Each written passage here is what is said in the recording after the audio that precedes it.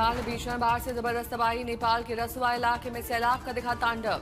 नेपाल में तिब्बत से आए सैलाब से टिमोली बाजार और सैकड़ों गाड़ियों के बह जाने की खबर। 3 पुलिस चौकी भी बह गई। कई हाइड्रो पावर प्रोजेक्ट्स को नुकसान। नेपाल में आई तबाही के बाद बगहा में प्रशासन ने जारी की एडवाइजरी। बगहा में गंडक नदी को लेकर हाई अलर्ट। जम्मू कश्मीर के जौहरी में फ्लैश फ्लड से फंसे सड़कें और जरूरी के सभी ढांचे प्रभावित। वाराणसी में बाढ़ में डूबा मणिकर्णिका घाट। अब छत पर हो रहा अंतिम संस्कार। जलते दिखाई दिए शव।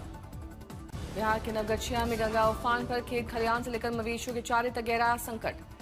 सुकमा में बारिश बनी ग्रामीणों की मुसीबत। उफनती नदी ने काटा 600 परिवारों का संपर्क। गोंडा में बारिश से लोग परेशान। मरीज को चारपाई से जाते दिखा वीडियो वायरल। डूबते गुरुग्राम पर आस्था के सवाल पर सीएम नायब सिंह सैनी ने सारी चुप्पी। सवाल सुनते सुरक्षाकर्मियों ने माइक हटाया। बिना कुछ बोले निकल गए हरियाणा के मुख्यमंत्री। गुरुग्राम में बारिश का कहर। सड़कों पर सैलाब में फंसी स्कूल बसें। 7 से 8 घंटे के खौफनाक सफर के बाद घर पहुंचे मासूम बच्चे। दिल्ली क्राइम ब्रांच में नकली और डाइवर्टेड एंटी कैंसर दवाओं के अंतर्राज्यीय सिंडिकेट का भंडाफोड़। 17 गिरफ्तार। दिल्ली क्राइम ब्रांच की इंटरस्टेट सेल ने किया पर्दाफाश। 9 करोड़ रुपए की दवाएं, 50 लाख रुपए नकदी, बड़ी संख्या में एंटी कैंसर इंजेक्शन बरामद किए गए। दिल्ली क्राइम ब्रांच की जांच में पता चला कि दिल्ली, एनसीआर, मुंबई, हैदराबाद, हरियाणा, उत्तर प्रदेश तक फैला है नेटवर्क।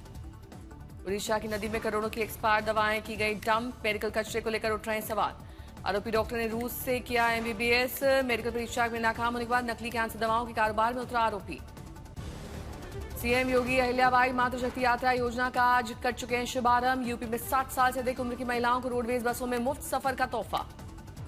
सीएम योगी का समाजवादी पार्टी पर हमला। कहा पहले उत्सव पर उपद्रव होता था, कमीशन खोरी होती थी, वो दौर याद करोगे तो रोंगटे खड़े हो जाएंगे। सीएम योगी ने कहा पहले बेटियां सपने देखने से डरती थी, आज हर योजना का केंद्र बिंदु बेटी है। आज हमारे पास मिशन शक्ति केंद्र है। सीएम योगी आदित्यनाथ ने महिलाओं के साथ ली सेल्फी, दिखा खास अंदाज। योगी आदित्यनाथ ने कहा सरकार रोजगार देने की दिशा में तेजी से काम कर रही है। सीएम के मुताबिक यूपी में अब तक 9.5 लाख से ज्यादा युवाओं को मिली नौकरी।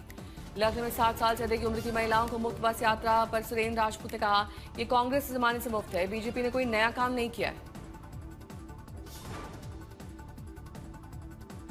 सीएम योगी ने कहा कि राज्य के पास करीब 7 महीने का चीनी भंडार मौजूद है। उन्होंने चीनी की उपलब्धता को लेकर किसी भी तरह की कमी से इनकार किया। यूपी में श्रमिकों के लिए नियुक्ति पत्र अनिवार्य। हर साल होगी मुफ्त स्वास्थ्य जांच। मायावती ने हिजाब विवाद पर कहा धार्मिक रीति रिवाजों का सभी को सम्मान करना चाहिए। स्कूलों में हिजाब के मुद्दे पर स्थानीय स्तर पर बातचीत से सुलझाने की अपील। ओपी राजभर का अखिलेश यादव पर हमला। बोले लड़ना है तो मुझे राजनीतिक लड़ाई लड़िए। राजभर समाज की महिलाओं पर हमला करवाकर कैसे लड़ेंगे राजनीतिक लड़ाई। आलोक अवस्थी ने कहा हमारे युवा शान है। युवा और जेनजी बीजेपी की नीतियों को जनता है और बीजेपी योगी आदित्यनाथ से जुड़े हुए।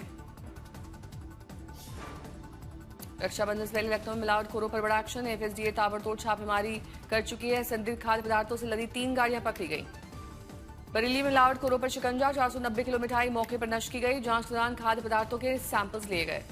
बराफात के को लेकर संभल में पुलिस प्रशासन अलर्ट मोड पर। एसपी ने पुलिस फोर्स और पीएसी के साथ जुलूस मार्ग पर पैदल मार्च किया। संभल में जामा मस्जिद के आसपास 36 दुकानों और मकानों पर कार्रवाई की तैयारी। प्रशासन ने जारी किए नोटिस। दिल्ली पहुंचे 800 मीट्रिक टन प्याज की खेप। कीमतों में मिलेगी राहत।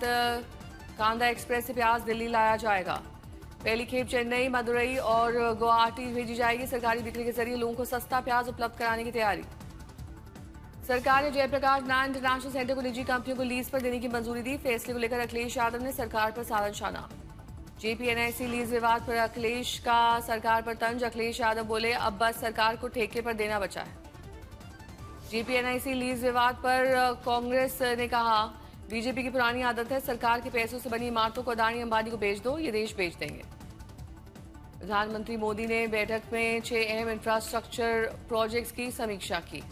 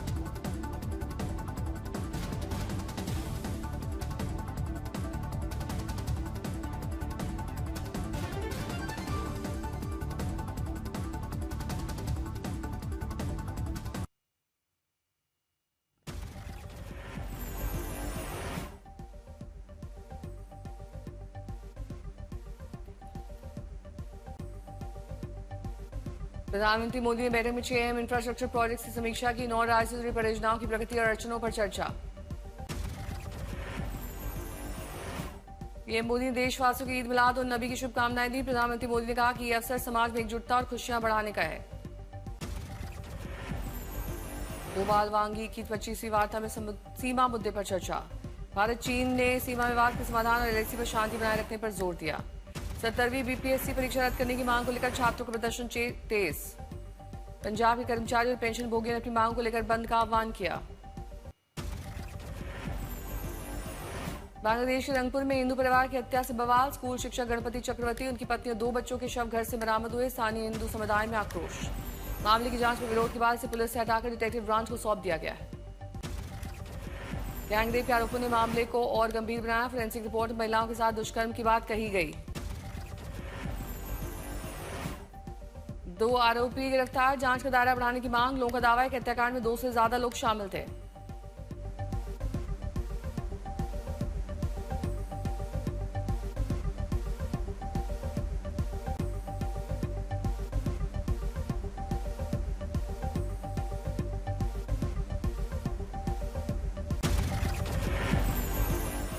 बांग्लादेशी दूतावास के बाहर प्रदर्शन की तैयारी। हिंदू संगठनों ने परिवार की हत्या के विरोध में अंतर्राष्ट्रीय स्तर पर आवाज उठाने का ऐलान किया।